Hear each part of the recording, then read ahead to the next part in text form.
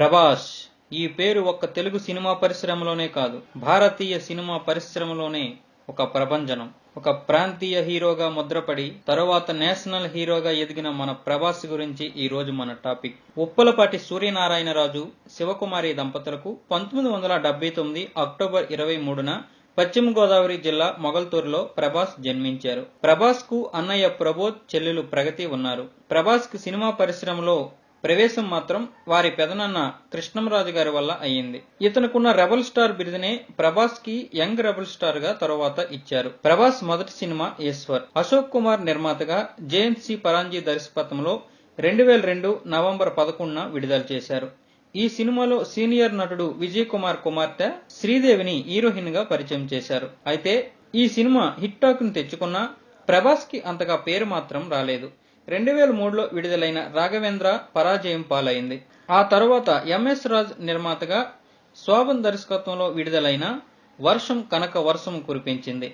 6 అడుగుల ఆజానుభావుడుగా ప్రభాస్, అదే రేంజ్ లో గోపీచంద్ విలనిజంలో గట్టి పోటీ ఇవ్వడంతో ఈ సినిమా ప్రభాస్ కి మంచి పేరు ప్రఖ్యాతులు తేవడమే కాదు, టాలీవుడ్ కి మంచి హీరో ఉన్నాడని తెలియజెప్పింది ఈ సినిమా. అదే సంవత్సరం వచ్చిన మరో సినిమా అడవిరాముడు యావరేజ్ టాక్ తెచ్చుకుంది. కానీ ఆ తర్వాత 2005 సెప్టెంబర్ 30న బీవీఎస్ఎన్ నిర్మాతగా ఎస్ఎస్ రాజమౌళి దర్శకత్వంలో వచ్చిన ఛత్రపతి రికార్డ్స్ లో మోత మోగించింది. 12,50,00,000తో నిర్మించిన ఈ సినిమా 30 కోట్లకు పైగా షేర్ వసూలు చేసి ప్రభాస్ ని స్టార్ హీరోని చేసి పవన్ కళ్యాణ్, మహేష్ బాబు, జూనియర్ ఎన్టీఆర్ సరసన చేర్చింది. ఈ సినిమాతో ప్రభాస్ కి అభిమాన సంఘాలు ఏర్పడ్డాయి. ఆ తర్వాత ఎంఎస్ రాజ్ నిర్మాతగా, ప్రభుదేవ దర్శకత్వంలో 2006 ఏప్రిల్ 20న భారీ అంచనాలతో విడుదలైన పౌర్ణమి పరాజయం పాలైంది. అయితే ఆ తర్వాత వివి వినాయక్ దర్శకత్వంలో 2007లో మళ్లీ భారీ అంచనాలతో విడుదలైన యోగి కూడా భారీ పరాజయాన్ని చవిచూసింది. ఆ తర్వాత వంశీ పైడిపల్లి దర్శకత్వంలో 2007లో వచ్చిన మున్నా సినిమా స్టోరీ బాగానే ఉన్నా మంచి పేరు తెచ్చుకోలేకపోయింది. ఆ తర్వాత 2008లో పూరి జగన్నాథ్ దర్శకత్వంలో వచ్చిన బుజ్జిగడ్ బాగానే ఉన్నా అభిమానులు మాత్రం సంతృప్తి చెందలేదు.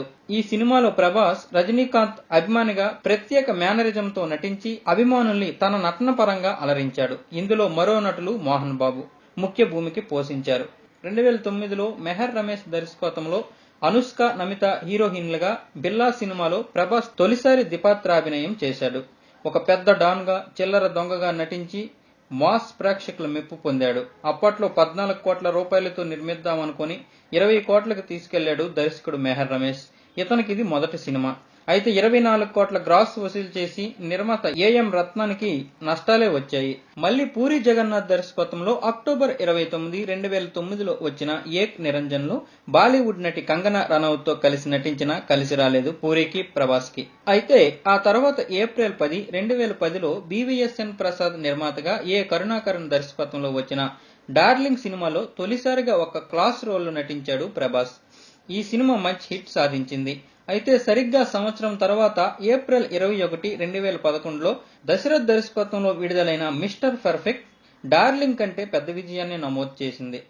బాక్సాఫీస్ వద్ద కాసుల వర్షం కురిపించింది. కుటుంబ విలువల నేపథ్యంలో ప్రభాస్ నటన అన్ని వర్గాల ప్రేక్షకుల్ని ఆకర్షించిందనే చెప్పాలి. కానీ రాఘవ లారెన్స్ దర్శకత్వంలో 2012లో వచ్చిన రెబల్ సినిమా భారీ డిజాస్టర్ ని మూటగట్టుకుంది. ఇందులో కృష్ణంరాజు ప్రభాస్ కి నాన్నగా నటించారు. రచయిత కొరటాల శివ దర్శకత్వంలో 2013 ఫిబ్రవరి 8న వచ్చిన మిర్చి సినిమా బాక్సాఫీస్ వద్ద కలెక్షన్ల వర్షం కురిపించింది. ఛత్రపతితో చేసిన మాస్ క్యారెక్టర్ మళ్లీ 8 సంవత్సరాల తర్వాత ఈ సినిమాలో చూసి ప్రభాస్ అభిమానులు సంబరపడిపోయారు. ఈ సినిమాలో ఒక డైలాగ్ ఉంటది, వాడి కొడుకొచ్చాడని చెప్పండి వాడికి అనే డైలాగ్ ఇప్పటికీ ట్రెండింగ్ లో ఉందంటే ఆ సినిమా ఎంతటి ఘన విజయాన్ని సాధించిందో అర్థమవుతుంది. ఇక ఆ తర్వాత ప్రభాస్ తన డేట్స్ అన్ని రాజమౌళికి అప్పజెప్పేసి సుదీర్ఘంగా బాహుబలి సినిమా షూటింగ్ లో మునిగిపోయాడు. రాత్రి పగలు, ఎండా వాన అనే తేడా లేకుండా అహర్నిశలు కష్టపడ్డాడు. అనేక యుద్ధ నైపుణ్యాలు నేర్చుకున్నాడు. ప్రభాస్ కి బద్ధకం కొంచెం ఎక్కువనే విషయం తనే స్వయంగా చెప్పాడు. కానీ రాజమౌళి మాత్రం అవన్నీ బాహుబలి షూటింగ్ లో వదిలించేస్తున్నాడని సరదాగా ట్వీట్ చేశాడు ప్రభాస్.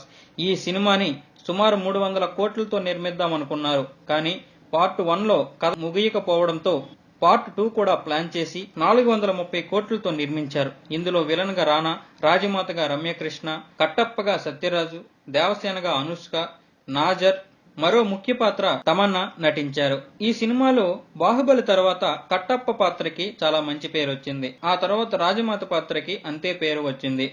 ఈ సినిమా కోసం తెలుగు ప్రజలతో పాటు తమిళ, కన్నడ, హిందీ ప్రజలు కూడా ఎప్పుడెప్పుడా అని ఎదురు చూస్తున్నారంటే ఇది ఎంతటి ప్రతిష్టాత్మక చిత్రమో వేరే చెప్పనవసరం లేదు. సౌత్ ఇండియాలోనే భారీ బడ్జెట్ కావడం, అపజయాలు ఎరిగిన దర్శకుడు కావడం, అనేక మంది స్టార్స్ నటించడం, జానపద కథ కావడంతో ఈ సినిమాకి దేశవ్యాప్తంగా హైప్ వచ్చింది. ప్రేక్షకులు ఎదురు చూసే రోజు రానే వచ్చింది. జూలై 10, 2015 బాహుబలి ది బిగినింగ్ మొదటి భాగం 4000 థియేటర్లలో విడుదల చేశారు. అప్పటి వరకు ఐ సినిమా అత్యధిక థియేటర్లో రిలీజ్ అయిన సినిమాగా రికార్డు ఉంది. ఆ రికార్డుని బద్దలు కొట్టింది బాహుబలి 1. ఈ సినిమా 630 కోట్ల గ్రాస్ తో భారతీయ చలనచిత్ర చరిత్రలో అత్యధిక వసూలుగా రికార్డులకెక్కింది. దీంతో ప్రభాస్ నేషనల్ హీరో అయ్యాడు. అయితే ఈ సినిమాలో రాజమౌళి ప్రపంచంలో ఎక్కడా వాడుకలేని ఒక భాషను కనిపెట్టి ఈ సినిమాలో చూపించాడు. కాకపోతే ఈ సినిమా ప్రేక్షకులు ఊహించినంతగా లేదనే విమర్శలు మాత్రం వచ్చాయి. ఇక్కడే దర్శకుడు తెలివితేటలు చెప్పుకోవాలి. బాహుబలి మొదటి భాగంలో అంత నమ్మకస్తుడైన కట్టప్ప బాహుబలిని ఎందుకు చంపాడు అనే ప్రశ్న యావత్ భారతదేశ ప్రజల మస్తిష్కంలో రామబాణంలా వదిలాడు. ఈ ఒక్క ప్రశ్నతో సెలబ్రిటీసు, సామాన్య ప్రజలు, బిజినెస్ మెన్స్ వాళ్ళు వీళ్ళు అనేదే లేదు. అందరి నోట ఇదే ప్రశ్న. దీంతో మౌత్ పబ్లిసిటీ ఎక్కువైంది. ఈ పబ్లిసిటీ పార్ట్ 2కి బాగా ప్లస్ అయింది. సాక్షాత్తు దేశ ప్రధాని నరేంద్ర మోడీనే కట్టప్ప పాత్ర తన రాజకీయ ప్రచారాలకి వాడుకున్నాడంటేనే ఈ సినిమా ఏ స్థాయికి వెళ్ళిందో అర్థమవుతుంది. సుమారు 2 సంవత్సరాల తర్వాత ఏప్రిల్ 28, 2017లో వచ్చిన బాహుబలి ది కన్క్లూజన్ విడుదలైంది. ఈ సినిమాలో వాడుకలో లేని థియేటర్స్ కూడా బూజు దులిపింది. 9000 స్క్రీన్లలో రిలీజ్ అయ్యి ఇండియన్ సినిమా కెపాసిటీని ప్రపంచ వ్యాప్తంగా తెలియజెప్పింది. భారతీయ సినిమా వసూళ్లలో తొలి 1000 కోట్లు సాధించిన సినిమాగా చరిత్ర పుటల్లోకి ఎక్కి తనకంటూ ఒక పేజీని సృష్టించుకుంది. ఒక ప్రాంతీయ సినిమా ఈ రేంజ్ లో విడుదలవ్వడం ఇదే మొదటిసారి. ఎప్పుడు సినిమాకి రానివారు కూడా ఈ సినిమాను చూడడం వలన, తమిళ, హిందీ భాషల్లో కూడా అనువాదం చేయడం వలన ఈ సినిమా సుమారు 1950 కోట్లు గ్రాస్ వసూలు చేసింది. పేరులోను, వసూళ్లలోను, స్టార్స్ లోను బాహుబలిగా నిలిచింది. ప్రభాస్ నేషనల్ స్టారుగా ఒక్క రాత్రి అయిపోలేదు. సుమారు సుదీర్ఘంగా 5 సంవత్సరాలు కష్టపడ్డాడు. వేరే ఏ ధ్యాస లేకుండా, మరో వ్యాపకం లేకుండా అహర్నిశలు కష్టపడి తనని తాను ఓర్చుకొని మార్చుకొని తెలుగు సినిమా పరిశ్రమ మార్కెట్ ని మార్చి భారతీయ సినిమా ఖ్యాతిని ప్రపంచ నలుదిక్కులుగా వ్యాప్తి చెందించాడు. కనుకనే అతడు ఎప్పుడూ బాహుబలే, కానీ మనకు మాత్రం డార్లింగ్ గానే ఉంటాడు. ఇంకా చెప్పుకుంటే పోతే ఈ సినిమా గురించి, ప్రభాస్ గురించి ఎన్నైనా చెప్పొచ్చు. ఇవి మచ్చుకు కొన్ని మాత్రమే. ఇక మన డార్లింగ్ రన్ రాజా రన్ దర్శకుడు తన మిత్రుడు సుజిత్ దర్శకత్వంలో తన 19వ సినిమాలో నటిస్తున్నాడు. ఎన్ని విజయాలు వచ్చినా పొంగిపోవడం, ఎన్ని అపజయాలు వచ్చినా కృంగిపోవడం ప్రభాస్ కి అలవాటు లేదు. తెలుగు సినిమాకి, భారతీయ సినిమాకి కావలసిన వాడు. 40 ఏళ్ల ప్రభాస్ మోస్ట్ ఎలిజిబుల్ బ్యాచులర్ గా ఉన్నాడు. తనకి అనుష్కకి పెళ్లంటూ పుకార్లు చికార్లు చేసిన, త్రిష వాళ్ళ అమ్మతో వచ్చి సంబంధం అడిగిందని ప్రచారం జరిగినా దేనికి ప్రభాస్ సమాధానం చెప్పలేదు. మరి ఆయనకి తగ్గ యువరాణి ఎక్కడుందో, ఆ అదృష్టవంతురాలు ఎవరో ఆ దేవుడికి తప్ప బహుశా ప్రభాస్ కూడా తెలియదేమో. ప్రభాస్ హైట్ 6 అడుగుల 2 అంగుళాలు. టాలీవుడ్ లో అందరికంటే హైట్ ఇతనిదే. రానా, గోపీచంద్, మంచు మనోజ్ ప్రభాస్ క్లోజ్ ఫ్రెండ్స్. ప్రభాస్ అసలు పేరు వెంకట సత్యనారాయణ ప్రభాస్ రాజు ఉప్పలపాటి. ప్రభాస్ బీటెక్ శ్రీ చైతన్య కాలేజీలో పూర్తి చేశాడు. ప్రభాస్ కి 2004లో వర్షం సినిమాకు గాను ఉత్తమ యువనటుడిగా సంతోషం ఫిల్మ్ఫేర్ అవార్డు వచ్చింది. 2010లో డార్లింగ్ సినిమాకు గాను ఉత్తమ నటుడిగా సినిమా అవార్డు అందుకున్నాడు. ప్రభాస్ నాన్నగారు ఒక నిర్మాతని ఎవరికీ తెలియదు. గోపీకృష్ణ మూవీస్ అనే సంస్థ పెట్టి భక్త కన్నప్ప, తాండ్ర పాపారాయుడు, మధుర స్వప్నం, బొబ్బిలి బ్రహ్మన్న, ధర్మాధికారి, అమరదీపం అనే 6 సినిమాలు నిర్మించారు. ప్రభాస్ తండ్రి సూర్యనారాయణరాజు విపరీతంగా తాగుతారు. ఇతనికి మొగల్తూరులో 1500 ఎకరాల పొలం ఉంది. అందులోనే బార్ కూడా ఏర్పాటు చేసుకున్నారట. ఈ బారులో దొరకని ఫారిన్ మందు ఉండదట. కృష్ణంరాజుకి ప్రదీప్తి, ప్రకీర్తి, ప్రసీద అనే 3 కూతుర్లు ఉన్నారు. మగపిల్లలు లేకపోవడంతో ప్రభాస్ని అల్లారు ముద్దుగా పెంచుకొని తన వారసత్వంగా సినిమా ప్రవేశం కల్పించారు.